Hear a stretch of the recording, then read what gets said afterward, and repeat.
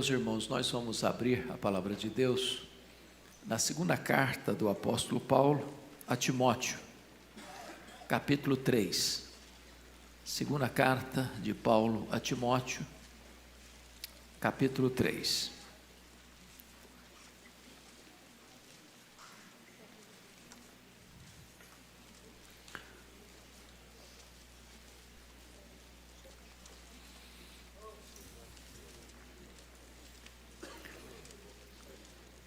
Paulo escreve o seguinte: sabe, porém, isto: nos últimos dias sobrevirão tempos difíceis, pois os homens serão egoístas, avarentos, jactanciosos, arrogantes, blasfemadores, desobedientes aos pais, ingratos, irreverentes, desafeiçoados, implacáveis, caluniadores, sem domínio de si, cruéis, inimigos do bem, traidores, atrevidos, enfatuados, mais amigos dos prazeres que amigos de Deus. Tendo forma de piedade, negam-lhes entretanto o poder. Foge também destes. Pois entre estes se encontram os que penetram sorrateiramente nas casas e conseguem cativar mulherinhas sobrecarregadas de pecados, conduzidas de várias paixões, que aprendem sempre e jamais podem chegar ao conhecimento da verdade. E do modo por que Janes e Jambres resistiram a Moisés, também estes resistem à verdade. São homens de todo corrompidos na mente, réprobos quanto à fé.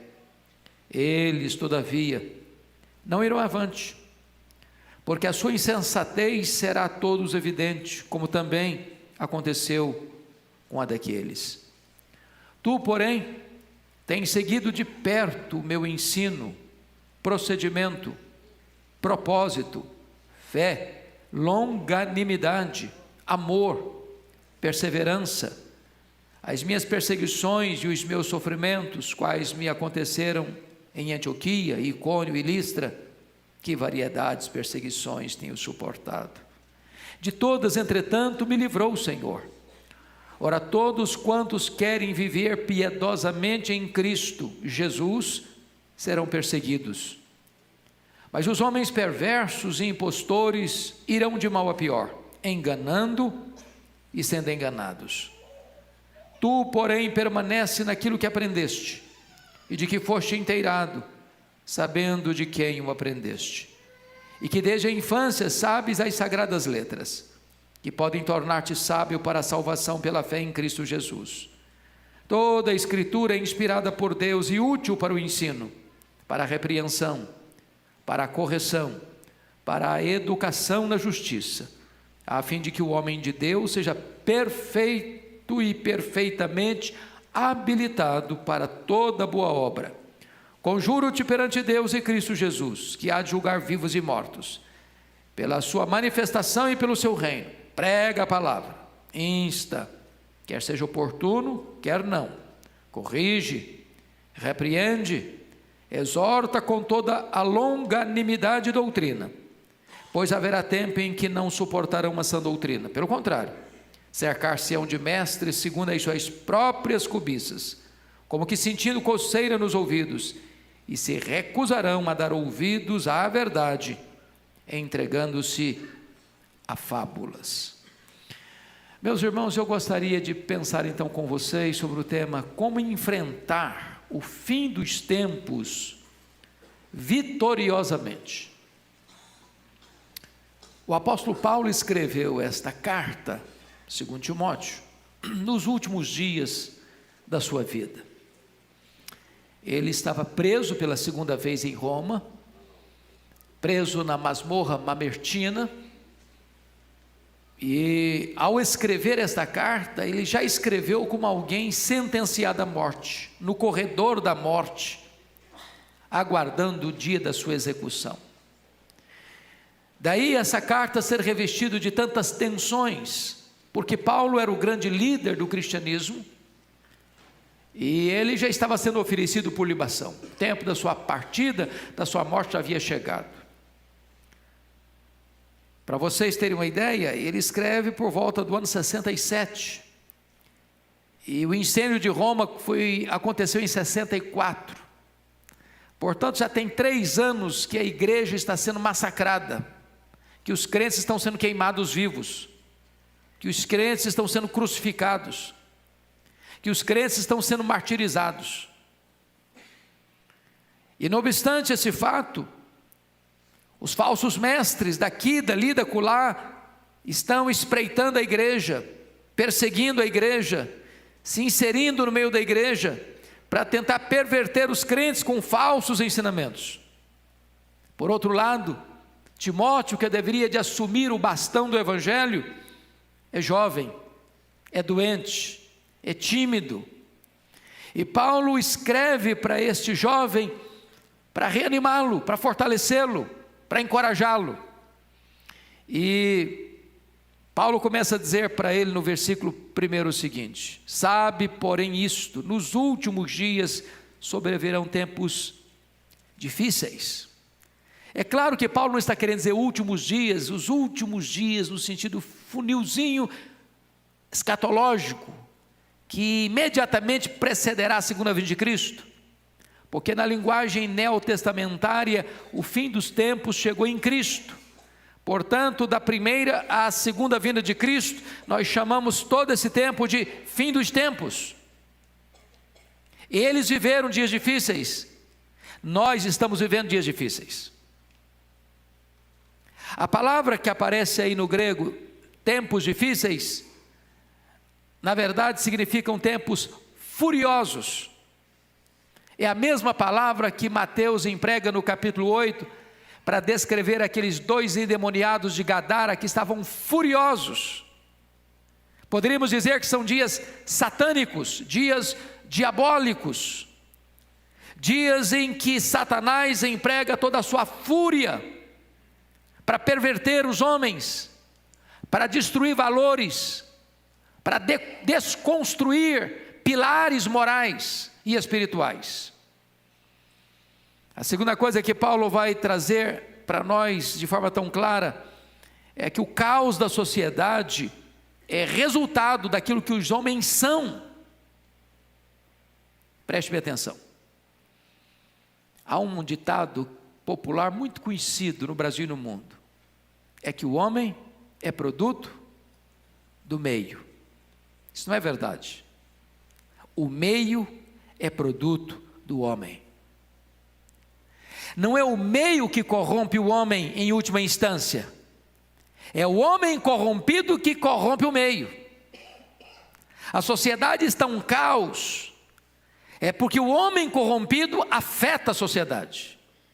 É isso que Paulo vai trazer para nós agora.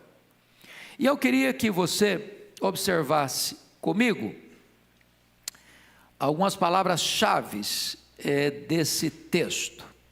E essas palavras vão governar a nossa mensagem aqui nesta noite. Primeiro, confira comigo aí, por gentileza, o versículo 5. Ele dá uma ordem: foge. Foge. A segunda palavra que governa esse texto está no versículo 10, que foi traduzido no gerúndio, mas está no imperativo. Tem seguido, e a palavra no original é segue. Segue. A terceira palavra que governa esse texto está no verso 14. Permanece. Permanece. E a quarta palavra que rege o texto lido está no capítulo 4, versículo 2. Prega. Prega a palavra. Então ele vai tratar nesse texto de 4 imperativos. Primeiro, foge. Segundo imperativo, veja comigo, segue. Terceiro imperativo, permanece. Quarto imperativo, prega. Então vamos olhar esses 4 imperativos. Primeiro, nós precisamos fugir do espírito que marca o fim dos tempos. E eu quero dizer a você inicialmente que o mundo está arruinado porque os homens estão invertendo os valores de Deus. E eu chamo a sua atenção para 3 palavras aqui no texto.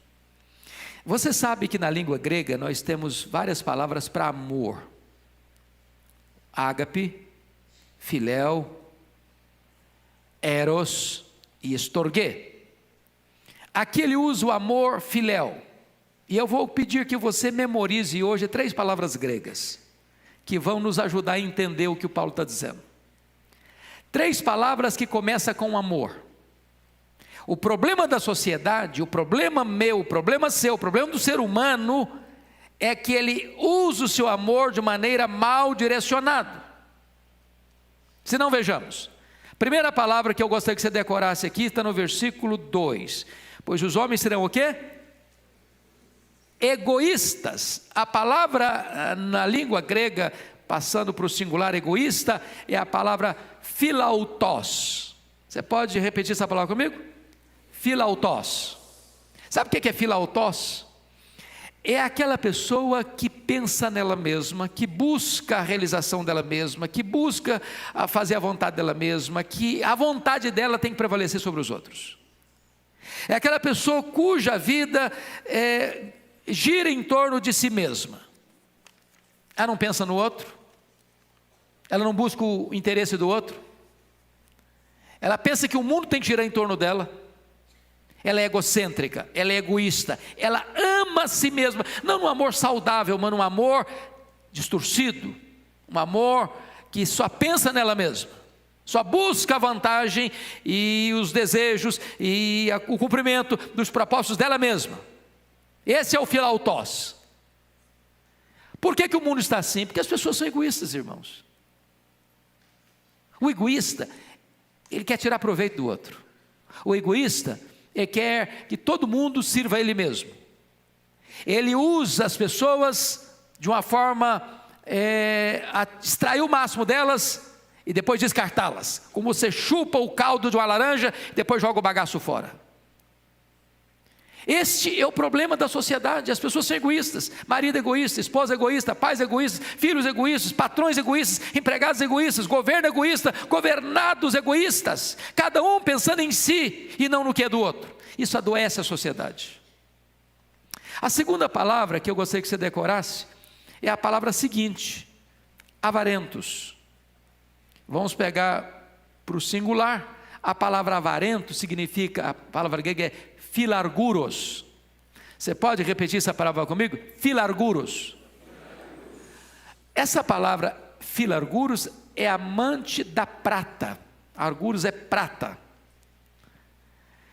E então amantes da prata significa amantes do dinheiro. É a pessoa que ama o dinheiro. O dinheiro é problema? O dinheiro é mau? Não, o dinheiro é bom, o dinheiro é uma bênção, o dinheiro é bom, é importante, é necessário. Mas quando a pessoa ama o dinheiro, quando ele é um filarguros, quando ela é amante da prata, ela mata por dinheiro, ela morre por dinheiro, ela casa por dinheiro, ela divorcia por dinheiro, ela corrompe por dinheiro, ela é corrompida pelo dinheiro, ela entra em esquemas de corrupção por causa do amor do dinheiro. A vida dela é governada pelo dinheiro. Agora, pense no quadro da sociedade. A maioria dos crimes, por que acontece? Os crimes financeiros. Amor ao dinheiro. Não é que a pessoa precisa, ela tem muito já, mas quer mais. Quem ama o dinheiro, diz a Bíblia, dele nunca se farta. As pessoas que estão saqueando hoje os cofres públicos, as pessoas que estão hoje corrompendo o sistema econômico brasileiro, as pessoas que hoje estão sendo denunciadas nos grandes escândalos financeiros da nação, não são pessoas pobres, que precisam de uma miserável moeda para sobreviver. Elas têm muito, elas têm demais, mas elas querem mais. Não querem o que é lícito, elas querem o que é ilegítimo, elas querem o que é do outro, elas corrompem, roubam o pouco que o outro tem, porque ela quer ter mais. Esse é o filarguros, esse é o amante do dinheiro. E quem ama o dinheiro, atormenta a si mesmo com muitos flagelos. Quem ama o dinheiro, entra num caminho de cilada, e atormenta a sua alma com muitos males, e se perde nesse caminho. Então, temos duas palavras para decorar. Primeiro é philautos. Repete comigo. Philautos. A segunda palavra para decorar é philarguros. Philarguros. Mas tem uma terceira palavra, que é o amor mal direcionado. São as três palavras que ele usa nesse texto, que governam, de certa forma, toda essa lista de pecados. Confira comigo lá no versículo 5. Aliás, versículo 4. Está no finalzinho lá. Mais amigos dos prazeres do que amigos de Deus. A palavra amigos dos prazeres é filedonos. Filedonos, repete essa palavra. Filedonos. Filedonos. Então note comigo que o problema do ser humano corrompido é que ele ama a si mesmo, ele ama o dinheiro e ele ama mais o quê? O prazer. Agora, se você tiver que categorizar os três maiores problemas do homem, nós diremos que o problema do homem é poder, sexo e dinheiro. Estão aqui.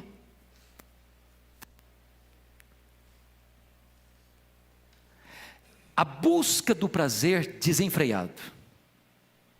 Veja a nossa sociedade, toda a indústria hoje pornográfica é para tentar suprir essa necessidade de prazer. E as pessoas querem prazer. 30% dos homens hoje são viciados em pornografia. 20% das mulheres hoje são viciadas em pornografia. A indústria do entretenimento cresce a cada dia. Está se empanturrando o ser humano de prazeres. Nós vivemos numa sociedade hedonista, cuja filosofia é: comamos e bebamos, porque amanhã morreremos. Vamos aproveitar a vida, vamos aproveitar a vida. Qual o problema então? É que quando o amor do ser humano está mal dirigido, amando a si mesmo, amando o dinheiro e amando mais o prazer do que a Deus, a sociedade se corrompe. Mas aí, notem vocês que nessa lista enorme, nós poderíamos sintetizá-la em mais três áreas. Primeiro, as pessoas são soberbas, e as palavras que aparecem aí são jactanciosos, arrogantes, blasfemadores. Em outras palavras, todas essas palavras aí retratam soberba. O jactancioso é o gabola, o arrogante é o altivo, o blasfemador é aquele que tem opinião exagerada de si mesmo e menospreza os outros. É egocentrismo sem Deus. Não é esse o problema da sociedade? Mas tem mais. Ele traça aí alguns pecados de desestrutura familiar. Quais são? Desobedientes aos pais, ingratos, irreverentes, desafeiçoados e implacáveis. Todos esses vícios aqui têm a ver com desestrutura familiar. A última área, as pessoas são nocivas nos relacionamentos. Caluniadores. Sabe o que significa a palavra caluniador no grego aqui? Caluniadores é diaboloi. Um caluniador é um diabo, na língua grega. Qual o papel do diabo? Caluniar. Então as pessoas são caluniadoras, sem domínio de si, cruéis, inimigas do bem, traidoras, atrevidas, enfatuadas. Todos esses pecados aqui têm a ver com o quê? Com relacionamentos mal direcionados. Esse é o problema da sociedade. Esse é o radiografia, o diagnóstico que Paulo traz da sociedade. Por isso que ela está corrompida. Por isso nós vivemos dias furiosos. Mas Paulo agora vai dar um outro diagnóstico da sociedade nos versos 5 a 9. O mundo está arruinado porque a espiritualidade está divorciada da vida. Olha comigo o versículo 5.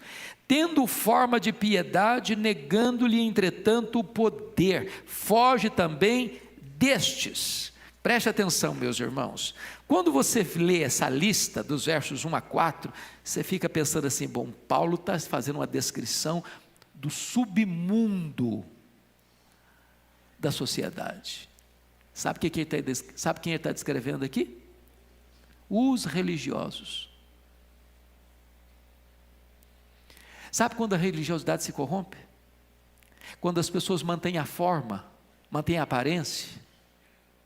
quando as pessoas desenvolvem uma espiritualidade cênica, de palco, de performance, onde elas parecem piedosas, elas se apresentam como piedosas, elas têm fachada de piedade, elas têm discurso de piedade, elas se vestem como piedosos, mas lá no íntimo, não tem nada disso, é apenas fachada, é apenas máscara, é apenas propaganda. O que Paulo está dizendo é que o grande problema da sociedade é que aqueles que se dizem cristãos, parecem que são, mas de fato não são. E quando você nota aí,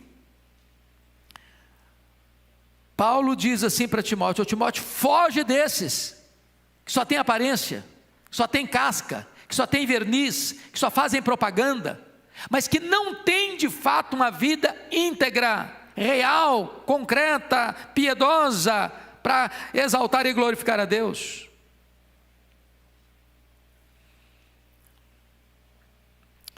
Paulo começa a mostrar que essas pessoas são dominadas por esses falsos mestres que tentam seduzir as pessoas mais vulneráveis, essas pessoas que resistem, conforme o versículo 8, à verdade. São homens de todo corrompidos na mente, réprobos quanto à fé. Ele está dizendo que nessa conjuntura de espiritualidade falsa, entram os falsos mestres, para seduzir, para enganar, para arrebanhar, para fazer proselitismo. E essas pessoas não toleram a verdade, elas resistem à verdade, elas estão corrompidas na mente, elas são réprobas quanto à fé, o entendimento delas está ruim, a fé delas não é verdadeira. E o que acontece? Elas irão avante, elas não irão avante, porque a sua insensatez será a todos evidente, como também aconteceu com aqueles.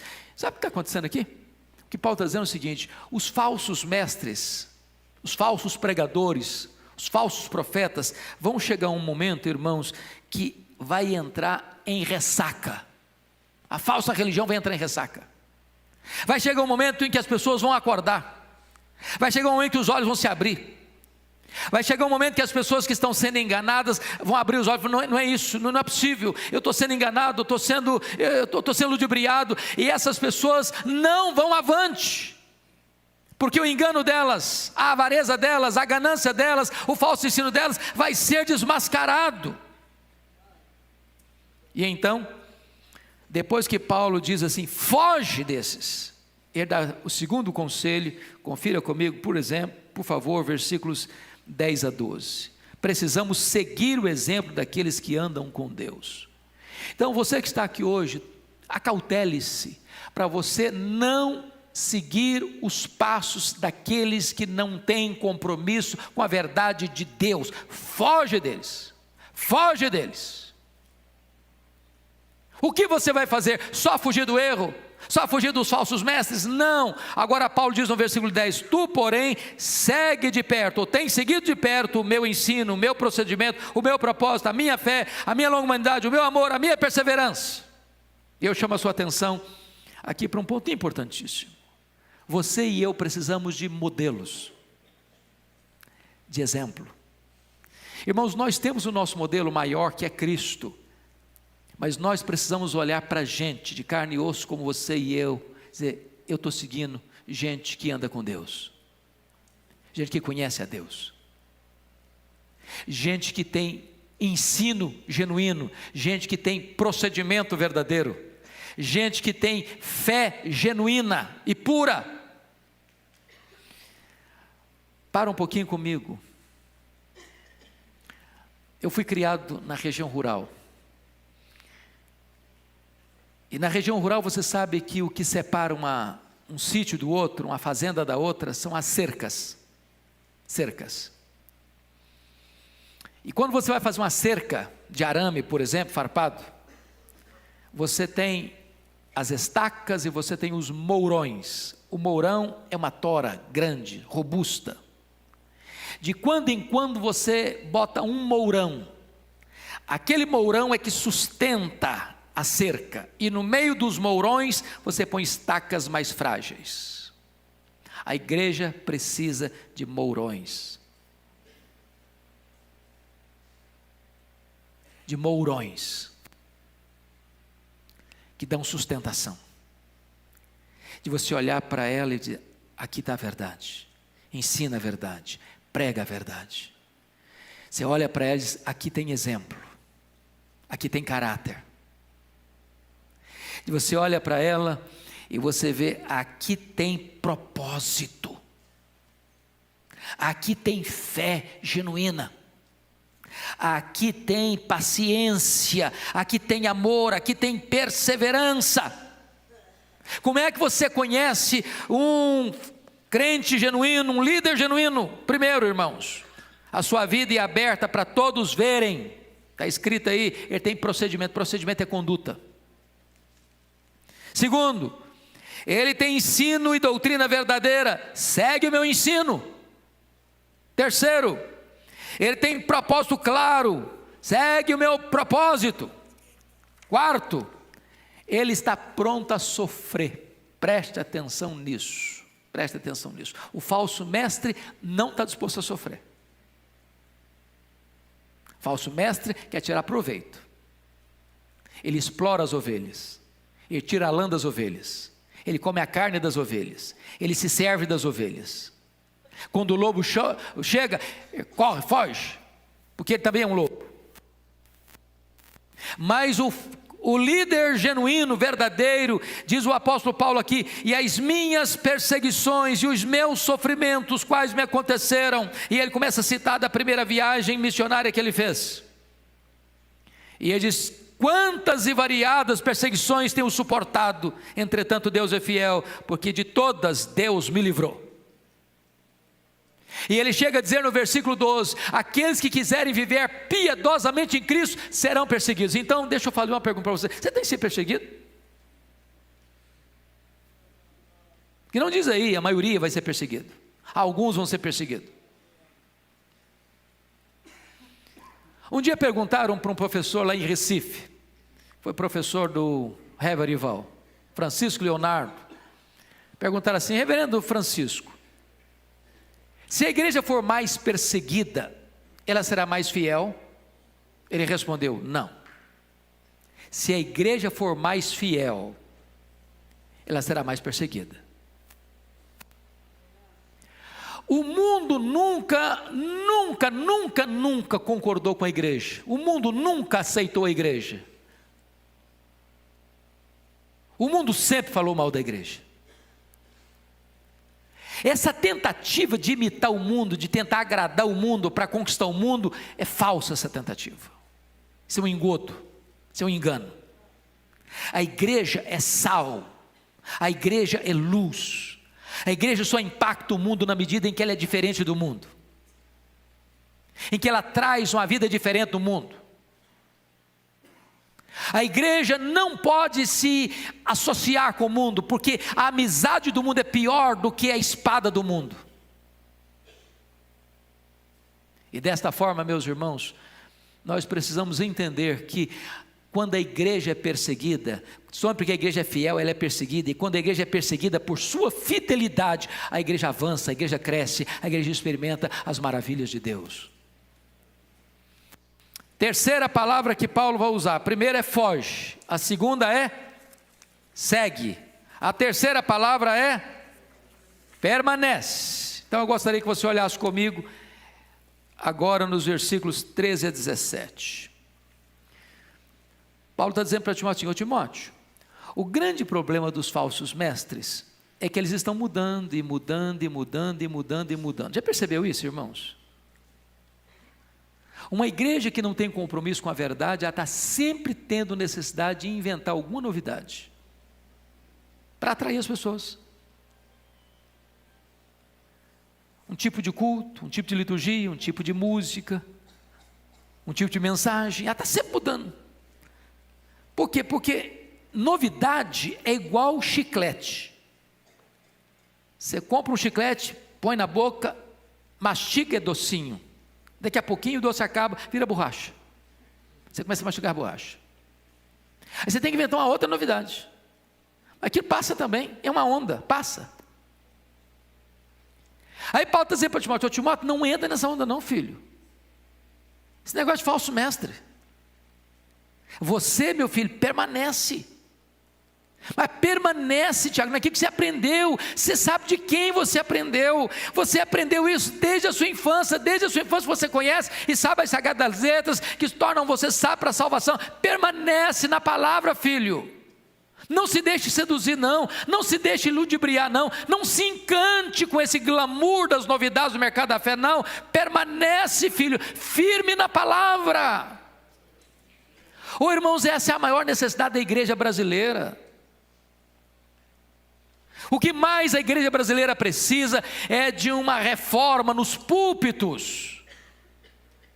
Em vez do púlpito ser um palco para apresentar novidades para o povo, o púlpito precisa ser a fonte da pregação genuína e verdadeira da palavra de Deus. Essa palavra é viva, essa palavra é atual, essa palavra é inerrante, essa palavra é suficiente, essa palavra não pode falhar. Ela foi atual ontem, ela é atual hoje, vai ser atual amanhã, ela foi oportuna ontem, é oportuna hoje, vai ser oportuna amanhã. Prega a palavra, é a ordem de Paulo a Timóteo.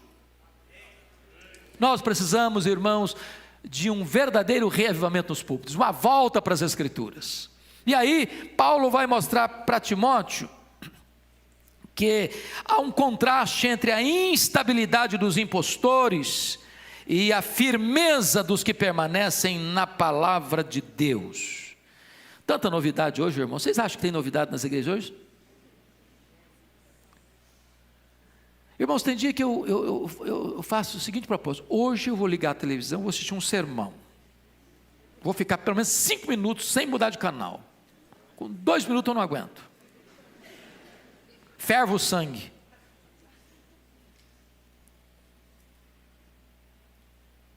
Há pouco tempo eu estava escutando uma pessoa fazendo uma exposição, até bonita, sabe, do Gênesis 22, contou a história direitinho do Abraão, do Isaac, do sacrifício de Isaac, estava tudo direitinho. Quando terminou, fez a seguinte aplicação: olha, irmãos, Abraão sacrificou o seu Isaac, você tem que sacrificar o seu Isaac. Você tem um apartamento? Vende o apartamento e dá para a igreja. Você tem uma casa? Vende a casa e dá para a igreja. Você tem um carro? Vende o carro e traz o dinheiro para a igreja. Você tem uma conta na poupança? Fecha a conta lá e passa o dinheiro para a igreja. Qual a conclusão que eu cheguei? Ele está usando a Bíblia para explorar o povo. Ele está usando o nome de Deus para enganar as pessoas. Não é isso que o texto está dizendo, não é isso que o texto está ensinando, não é isso que o texto está mostrando. O texto está apontando para Cristo, o texto está apontando para o sacrifício de Cristo. Meus amados irmãos, quanta loucura hoje em nome de Deus. Quantos falsos ensinos em nome de Deus, quanta exploração em nome de Deus. E Paulo diz para Timóteo: permanece na palavra, filho, permanece na palavra, não deixe o seu coração ser enganado, ser seduzido por esses falsos ensinos. Paulo mostra a superioridade da palavra de Deus em relação ao engano dos impostores, mostrando que as Escrituras nos conduzem à salvação.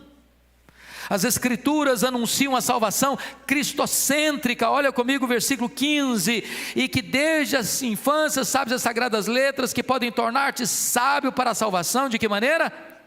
Pela fé em Cristo Jesus. Agora deixa eu dizer algo bonito para você. A palavra infância aqui na língua grega é a palavra brefos. Repete essa palavra comigo: brefos. E brefos descreve a infância desde a vida intrauterina até a primeira infância. Li essa semana um artigo científico dizendo que uma criança na barriga da mãe, a partir dos 6 meses, já escuta tudo que a mãe fala. Que tal aí as grávidas começarem a ler a Bíblia em voz alta?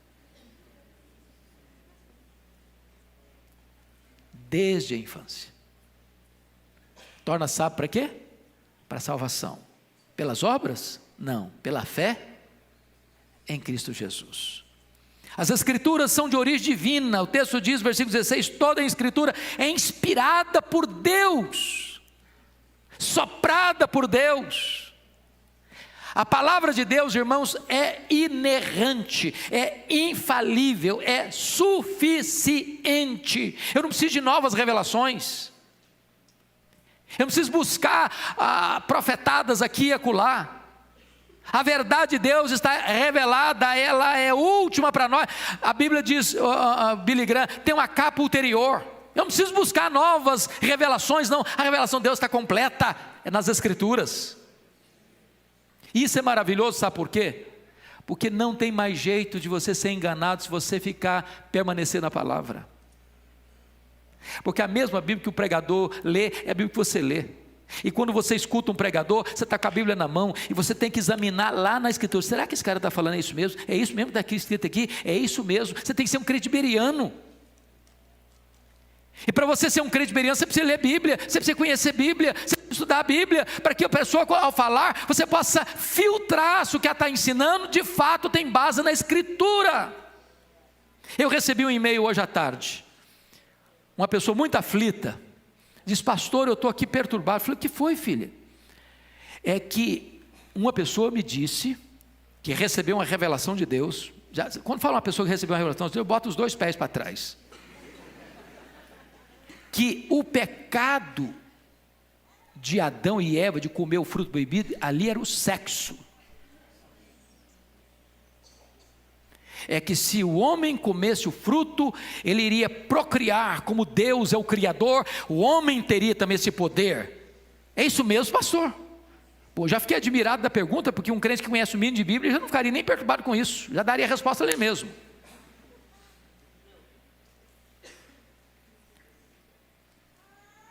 Tantas revelações estão recebendo por aí que não tem nada a ver com Deus, porque quando Deus criou o homem, antes do pecado, ele disse, crescei, multiplicai, enchei a terra.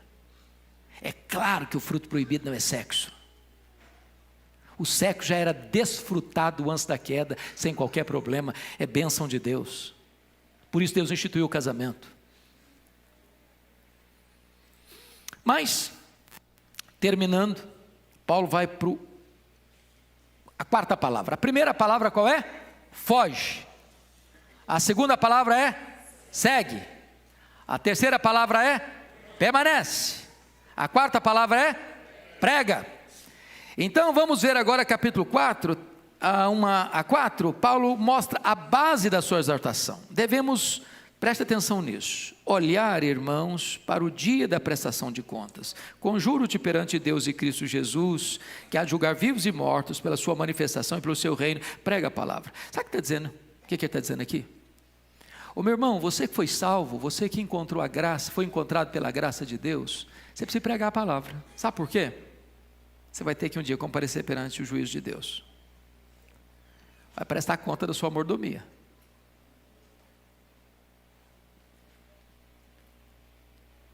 Deus te deu a salvação, não para ser retida, mas para ser partilhada. Você não é um reservatório, você é um canal. Não retenha essa mensagem apenas para você. Pregue na sua casa, lá na academia, você está fazendo ginástica, pregue lá. Vai pegar um táxi, prega para o motorista. Está no ônibus, está no metrô, fale com a pessoa do lado. Eu tive agora no Japão e eu fiquei impressionado. Andei de trem-bala, andei de metrô, que esse trem tudo lá. Irmãos, eu não vi uma pessoa conversando com a outra do lado, uma sequer. Eu fiquei observando. Ou a pessoa está lendo, ou a pessoa está dormindo, ou a pessoa está calada. Parece que nós estamos pegando essa cultura. Muita gente, mas ninguém fala com ninguém, ninguém conversa com ninguém, ninguém se importa com ninguém. Partilhe a sua fé, prega a palavra. Isso não é só, essa ordem não é só para pastor, não. Todo aquele que foi alcançado pela graça é um dispenseiro da graça, é um dispenseiro desta mensagem. Prega a palavra. O poder não está na sua eloquência, o poder não está no seu conhecimento, o poder está na palavra do Deus vivo. Prega a palavra. E você vai perceber que quando você abrir a boca, Deus vai encher sua boca e dar a você poder e autoridade, e vai dar a você também a alegria dos frutos do seu trabalho. Prega a palavra. Tantas heresias sendo pregadas, tanta gente com mais coragem do que nós crentes, saindo de porta em porta, pregando uma falsa doutrina, e você conhece o Evangelho, não só negue este Evangelho, prega a palavra, diz Paulo. Agora notem,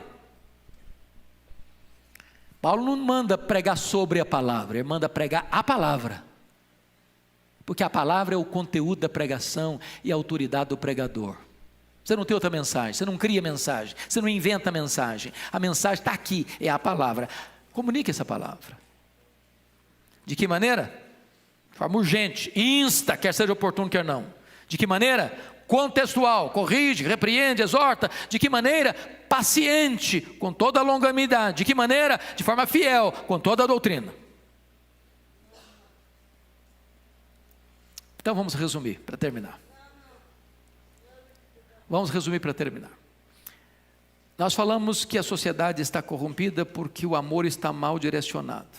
E nós falamos de 3 palavras diferentes na língua grega: philautos, philarguros e qual a outra? Filedonos. Philautos, philarguros e filedonos. Amante de si, amante do dinheiro e amante do prazer. Se você é amante de você mesmo, do dinheiro e do prazer, é hora de você redirecionar o seu amor. No mundo você tem Deus, você tem pessoas, você tem coisas. Você adora Deus, você ama as pessoas, você usa as coisas. Se você inverter isso, sua vida fica de ponta cabeça. Se você amar as coisas, você vai usar as pessoas, você vai se esquecer de Deus.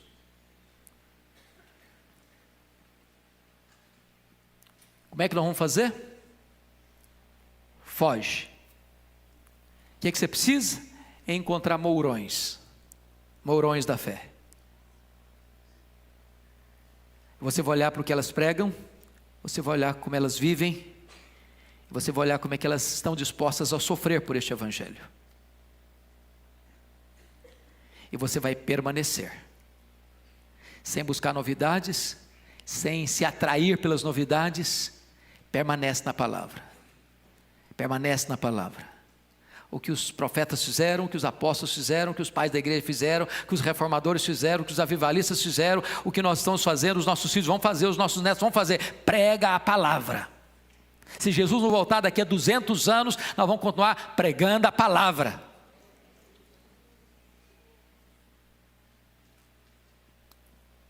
Foge, segue, permanece, prega.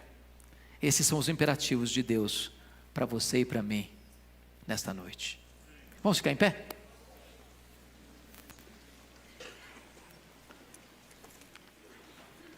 Vamos orar, queridos.